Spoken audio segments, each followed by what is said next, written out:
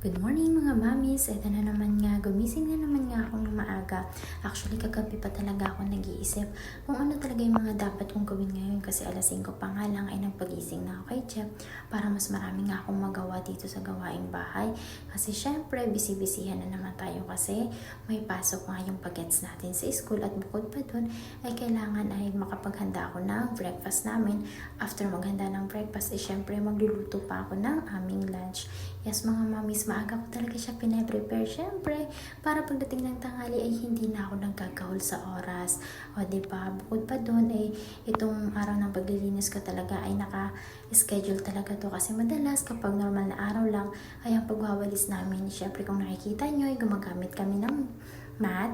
Ang ibabaw lang talaga dun usually yung minawalisan namin. Pero syempre dun sa kailaliman, kasulok-sulukan ng mga upuan ay maraming alikabok talaga. Hindi ko nga alam mga mamis, sa araw-araw naman namin paglilinis, halos linggo-linggo namang pinawalisan yan, ay palagi din talagang natatambak. Siguro ay taladalin talaga ng hangin siya kasi nasa gilid kami ng kalsada nakatira.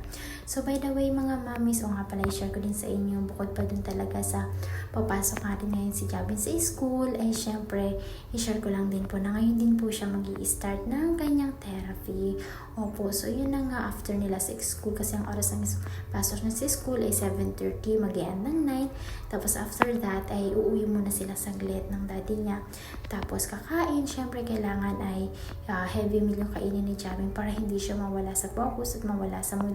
Para happy-happy lang. Tapos after nilang kumain, siguro mga 30 minutes ay kailangan na nilang pumunta sa center para doon na nila antayin at mag-start na kanilang therapy. Yes mga mami, so din na rin kasi nakakuha kami ng slot ng para sa therapy niya. Mabigat man, pero syempre kailangan din talaga namin mag-invest kasi para naman yun sa kanyang future. O diba mga mamis, ayun na nga, sipagsipagin na naman ako for today's video.